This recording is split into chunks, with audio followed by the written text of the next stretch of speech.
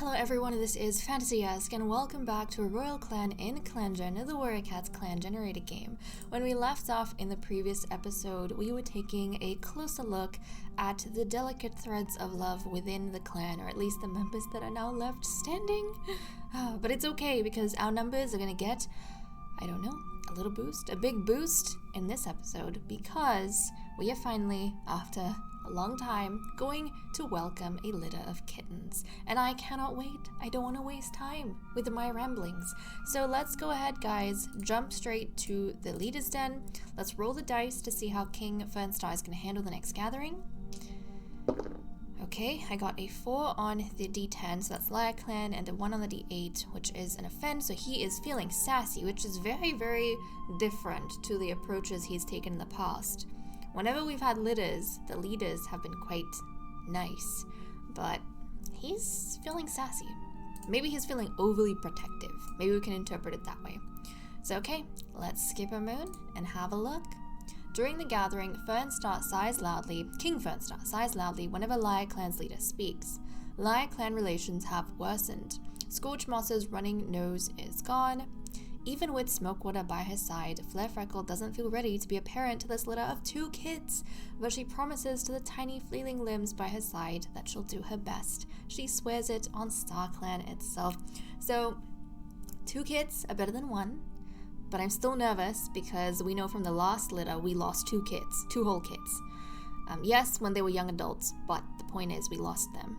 So hopefully this time around these kids do better. But the big question, guys, is going to be whether or not there are any females in this litter. Because we were talking about it before, but if Flairfreckle has a daughter or 2 daughters, the future of the clan is going to be in their paws, essentially, right? But if she has sons, then the clan can no longer breed within itself. We need to start bringing in some outsiders. So we're going to have to start elevating members of Servant Clan to nobility in order to continue growing royal clan, right? So the moment of truth, let us take a look. Okay, so Bucket and Merkit, I don't know if I'm gonna keep their names or not, but they look so cool. They look very much like their parents. I think Bucket looks more like Flairfreckle and Merkit looks more like Smokewater. And it's a male, the first one, a self-conscious male with dark blue eyes and a speckled pelt. Do I want to keep Bucket? I don't think so. I want to change it. Quillkit sounds cute. I think I want this one to be Quillkit. And then we have his brother, a know-it-all male. So this one is self-conscious, a know-it-all male with emerald eyes and a smoke pelt. Okay, I'm going to change his name. I kind of like Frostkit. We're going to change it to Frost. Yeah, because he looks a bit frosty, doesn't he? So Frostkit. Okay, 2 sons! 2 sons! This is very early. I think in Luminous Clan, it took us, I think it was season 2, like the end of season 2, before we could no longer breed within the clan. But that's come way sooner with Royal Clan. Oh my goodness. But you know, this might help us out in the long term, if we can stop bringing in new cats in from now. But okay, she had 2 sons. I'm happy regardless. We got our 2 kids, Quillkit and Frostkit. What are the descriptors? Actually, before that. So Flairfreckle has cobalt eyes and the speckled pelt. And then Smokewater has heather blue eyes and the smoke pelt. So their children got their pelts, but not their eyes. Because we have heather blue and cobalt. And we have dark blue and emerald. Which is kind of interesting. Some new genetics. But one with the speckled pelt, one with the smoke pelt. So let's have a look.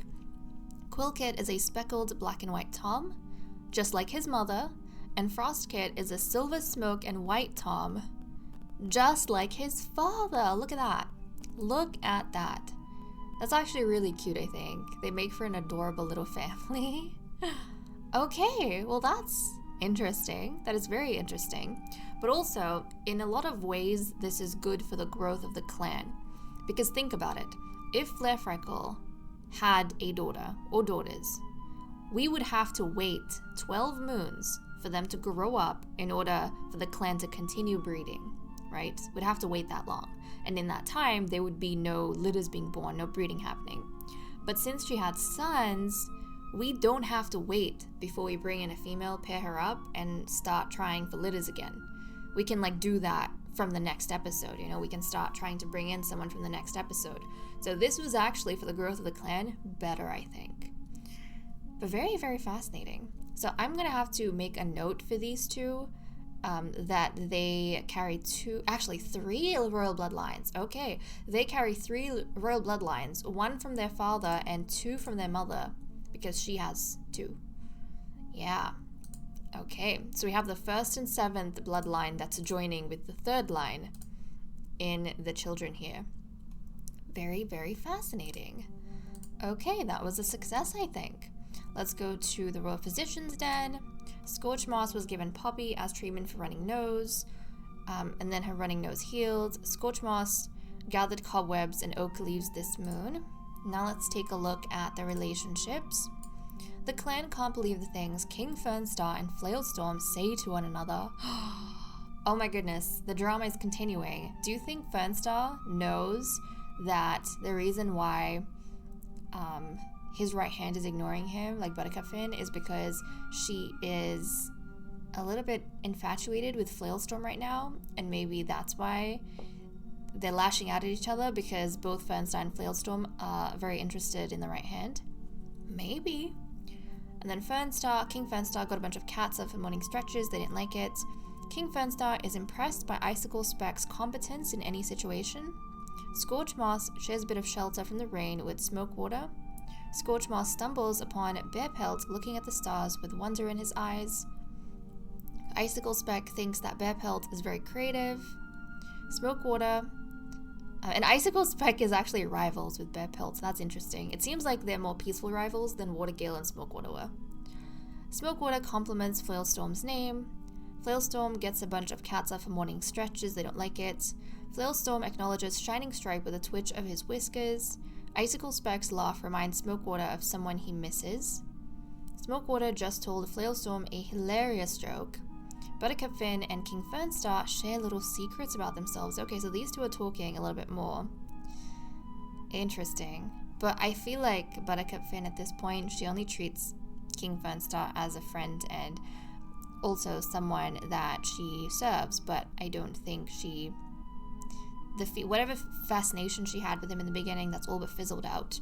Maybe she's kind of done with kings, you know? Maybe she's just done with kings. Okay. Buttercup Finn starts to plan things, hoping that Icicle Speck will get involved. Shining Stripe prevents something from falling on King Fernstar. Flare Freckles' clanmates notice that she talks a lot about Bearpelt. Bearpelt, her brother, oh that's so sweet. She talks a lot about her brother, I love that. Bearpelt and Smokewater take turns in a small patch of sunlight.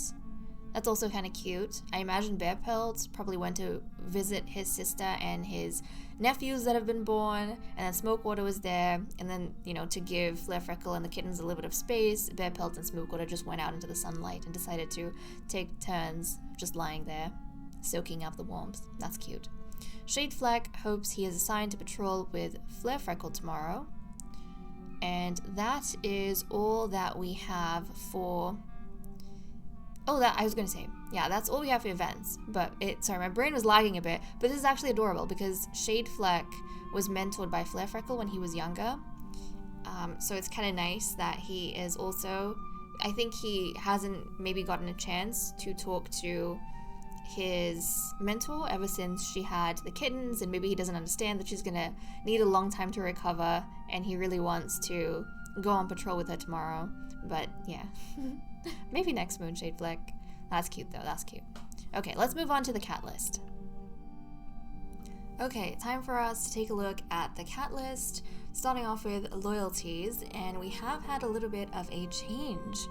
So guys, 2 cats have actually joined Fernstar's loyalists, and they are Flailstorm and Shining Stripe.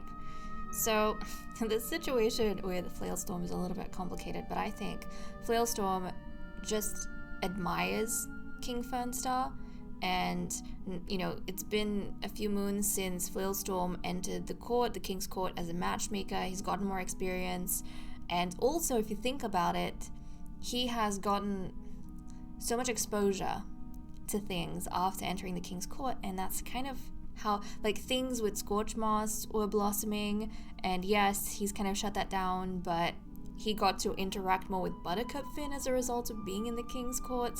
So if you think about it in that way, he's kind of gotten the sweet end of the deal ever since he has entered, politics, and I think he's starting to be thankful towards Fernstar for that. So he has become a loyalist, and I think also it's kind of like, I'm being loyal to you because I love the life that I'm living. Now, with Shining Stripe, he hasn't really been too fond of Fernstar, because before Fernstar used to pressure his sister with having a litter, and it used to bother Shining Stripe because he used to be protective over Flarefreckle, as the older brother. But now we can see Flarefreckle is happy, she's healthy, she has a Kittens that she had at her own pace.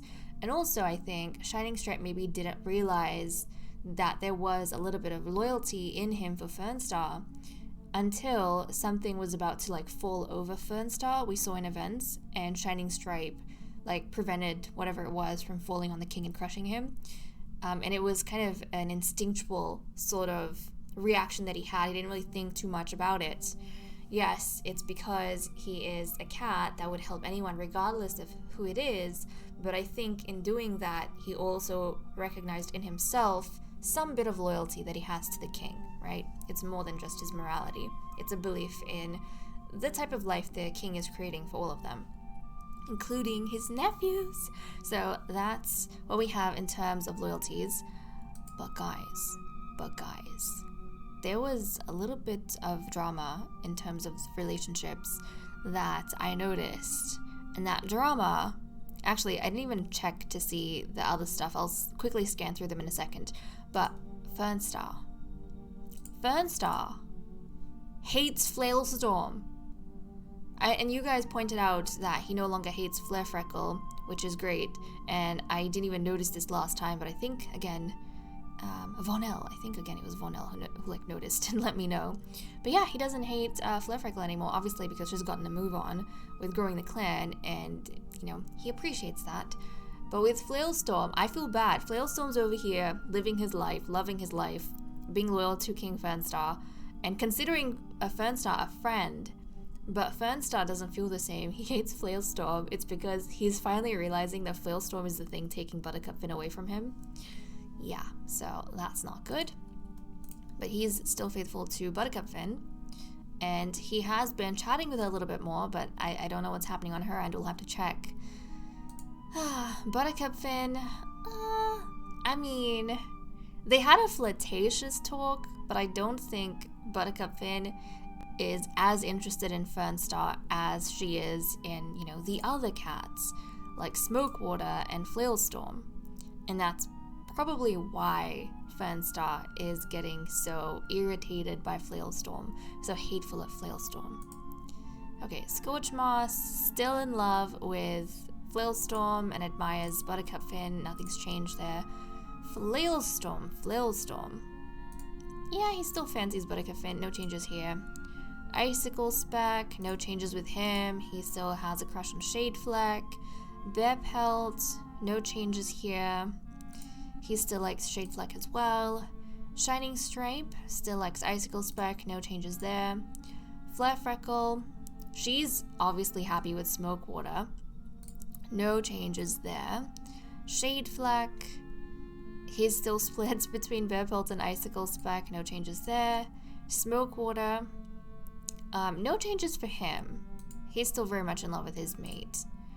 And then we have the Kittens. Oh yeah, I have to check to see, you guys might have noticed, but I didn't, but I have to check to see who the favorite offspring is for the parents. So for Flarefreckle, she favors Quillkit. She favors the self-conscious son who looks like her, the oldest son. That's really cute. And Smokewater favors Frostkit. He favors Frostkit, the know-it-all that looks like him. That's actually too cute. I'm so happy for Smokewater. He used to be so lonely, and he didn't really have any friends. But guys, look at this. He has a mate that he's completely in love with, and who's in love with him. He's got 2 sons, right, to give him company now. he also has 2 friends, actually more than 2 friends. He's got 4 friends. He has managed to become friends with Icicle Speck, Flailstorm, King Fernstar, and Shining Stripe. Like, how good is that? He used to be so lonely. Now he has like a strong group of friends, and he's got his sons and then his mate. I love how all his friends are males though. All his friends are males, but you know, that's cute. That's cute. Okay, so that's what we have for these guys. Now let's go ahead and just see what everyone's doing for the day. Fernstar is looking forward to today. Buttercup Finn curses a squirrel that just barely got away. Scorch Moss was startled awake in the wee hours by a vivid dream. Flailstorm had a nice chat with a loner outside clan territory. Icicle Speck is feeling silly. Bepelt wants to train. Shining Stripe is with his brother also wanting to train. That's actually really cute. Flairfreckle is on a walk out in the territory. She probably needs some exercise from time to time, even if she's still resting and recovering in the Royal Physician's Den. Shadefleck pictures a glorious war breaking out. Shadefleck! Shadefleck, no, we don't want to be going to war. I think we can interpret this as him just getting really defensive over the new kittens that have been born, and he feels like the only way to protect them. Kind of like how King Fernstar was being sassy in this episode at the beginning, despite the fact that we were going to have kittens, and typically the king's like really nice to the allies and the other independent groups in the forest. But no, I think Shadefleck feels the only way to protect the kittens to go out in a glorious war, win over all the other clans, gain more territory, get more abundant like resources and supplies to feed the youngsters. And Smokewater, let's see, is assisting with camp cleanup. Coolkit snuggles up to the belly of Flairfreckle, and his brother Frostkit snuggles up to the belly of Flairfreckle. So that is really cute. But again, guys, our streak of princes, it's continuing. Since we didn't have a female in this litter, obviously we're going to either have a Quill Prince or a Frost Prince. My goodness. I swear, the day we finally get a princess is going to be a great day. But okay, that's all we have for the cat list. Let me cut the recording here and let us continue with patrols. Okay, we currently have 54.2 prey and we need 26.5, so we don't have to worry about any hunting or anything, but let us resume with our patrols, sending out first of all Scorch Moss, the Royal Physician. With the snows of Leaf Bear nearly vanished, New Leaf winning its place in the seasonal cycle, Scorch Moss heads out to gather daisy leaves. Proceed. Daisies aren't hard to find in the warmer seasons, and Scorch Moss collects enough that she has trouble not dropping any on the way back to camp. So Daisy was gathered, and now we have a patrol of 6, with Shadefleck, who's hoping for war, Icicle Speck, King Fernstar, Buttercup Finn, Bearpelt, and Shining Stripe. So let's see what they get up to. Fernstar, King Fernstar, wanders past an old badger set in the roots of a hazelnut tree, only to freeze. There's a new scent here, acrid and sour. Proceed. Calling the rest of the patrol over, the cats discuss their next move. If a badger has moved in, they need to confirm it, but how? King Fernstar comes up with a plan, stuffing bushes into the mouth of the set.